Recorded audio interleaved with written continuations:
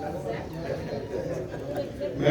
सबसे पहले तथागत भगवान बुद्ध और बाबा साहब के चरणों में कोटि कोटि नमन करते हुए आज की इस बहुत ही पावन अवसर पर सबसे पहले मैं आप सभी को बहुत बहुत बधाई देना चाहता हूँ। चूंकि संविधान दिवस और सबसे ज्यादा जो संविधान दिवस की इस कड़ी को जिंदा रखने के लिए भाई के.पी. चौधरी जी ने पूरे संगठन को एक सूत्र में पिरो करके आज यहाँ पर सबको प्रेजेंट किया, उसके लिए बहुत बहुत साधुवाद। श्रद्धेय साथियों, हमारे बीच में बहुत ही जुझारू, डायनामिक, बहुत ही अच्छे व्यक्तित्व के मालिक, समझदार, जमीन से जुड़े हुए प्रैक्टिकल व्यक्ति हमारे श्रद्धेय सापना साहब आयोग के चेयरमैन को बहुत बहुत बधाई देता हूँ आज के इस पावन अवसर पर। उसी श्रृंखला में माननीय हमारी बहन अंजू बाला जी, अभी कोई कह रहा था बहुत छोटी दिखने में लगती है, लेकिन साथियों मैं थोड़ी देर ही बैठा इनके पास, लेकिन मैं समझ पाया कि ये बहुत ही सापना साहब की जो कमीशन है उसमें एक आत्मा का काम कर रही है। बहुत ही टैलेंट जो है हमारी डॉक्टर साहिबा है। मैं चाहता हूं कि हमारे समाज में ऐसी जुझारू महिलाएं पैदा हो, और ये भी एक बाबा साहब का एक कीर्तिमान था।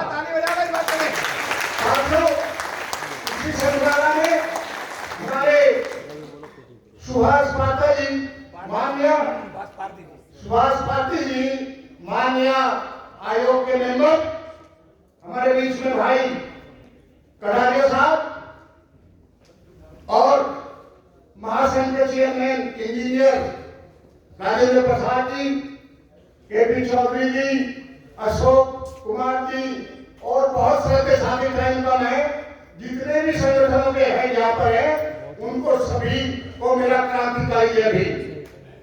साथियों,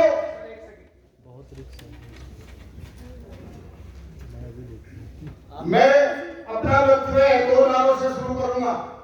मैं बोलूंगा जय भीम, आप बोलोगे जय भारत। जय भीम, जय भारत, जय भीम, जय भारत, जय भारत, जय भीम, जय भारत, जय भीम। संविधान हमारा जिंदाबाद, संविधान हमारा जिंदाबाद, भारतीय संविधान जिंदाबाद, भारतीय संविधान जिंदाबाद। श्रद्धेय साथियों, बाबा साहब ने 26 नवंबर 1949 को भारत को संविधान दिया, जो वर्ल्ड का सबसे बड़ा संविधान था और जिसमें 315 सेक्शन और 8 शेड्यूल थे। ये इसको बनाने में बाबा साहब ने 2 साल 11 महीने और 17 दिन का समय लिया, और आज जो हमारे पास 26 अलीपुर रोड है, बाबा साहब ने संविधान वहां बैठ करके बनाया। साथियों, 26 अलीपुर रोड को एक पर्टिकुलर व्यक्ति से आजाद कराने में आप सभी ने, परिश्रम ने, क्षमता सैनिक दल ने कम से कम 35 साल तक संघर्ष किया, तब जाकर के भारतीय गवर्नमेंट ने उसको जो है आपको समर्थ किया बाबा साहब का, वहां पर मेमोरी बने। साथियों, जब ये देश में संविधान लागू हुआ, आधे लोगों को क्या, मैं कहता हूं 90% व्यक्तियों को ये नहीं मालूम था कि संविधान होता क्या है। चूंकि ये देश समुदायों में बना था, विभिन्न वर्णों में, जातियों में और रियासतों में बना हुआ था। इन सबको इकट्ठा करके बाबा साहब ने इसको एक राष्ट्र बनाया। यही हमारा संविधान है जिसने इस भारत को राष्ट्र का दर्जा दिया। सभी साथियों, उन्होंने जितना भी हमारे महापुरुषों ने, चाहे वो साहू जी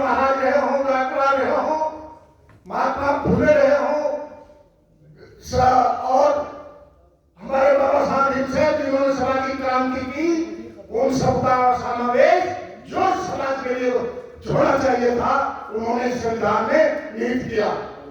साथियों, उस संविधान की वजह से आज हम लोग यहाँ बात कर पा रहे हैं। मैं कहता हूं कि संविधान हमारे लिए किसी भी गीता से और किसी भी दूसरे धार्मिक ग्रंथ से सबसे बड़ा जो है हमारा ग्रंथ संविधान है। लेकिन बड़ा दुख होता है कि बाबा साहब ने अपने अथक प्रयासों से ये संविधान बनाया और इस संविधान को लोग आज जिसकी मानसिकता खराब है उसकी प्रतियां जलाने का काम करते हैं। बाबा साहब जो विदेशों में पूजे जाते हैं उनकी मूर्तियां तोड़ने का काम ये लोग करते हैं।